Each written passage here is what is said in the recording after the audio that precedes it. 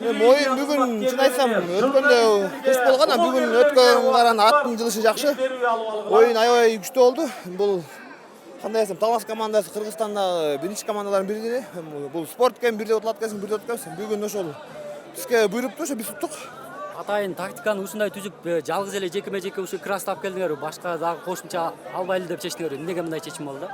Ат бар болчу, анан тиги ошо биздин байкелебиз көнүп калган атын эле миндеген, ошон үчүн көнүп калган атым менен минип келдим. Эми тиги ойун атты кийинки оюндарда буюрса минебиз деген ойдомун. Экинчи жагын ат кылып. Крас кандай эми? Финалга даярсыздарбы? Эми буюрса Кудай буюрса финалга дайынбыз. Эми ал финалда оюнда бөлөк. Анда буйруган командага маңдайына жазып койгон чыгар. Бирок сиздер жеңебиз деп келдиңиздер да. Эми бул спортто баардык эле команда жеңебиз деп келет экен. Эми бизде ошо атайын ошо жакта 15 күндөн бери Бишкекте сбор өтүп дайынданып ошол жерде келгенбиз. Ошо мээнетти жаңыдан кайтып атат эми. Сиздер мына бүгүн 5-2-ге утуп алдыңыздар. Негизи ушундай эсеп болот деп күттүңөр беле?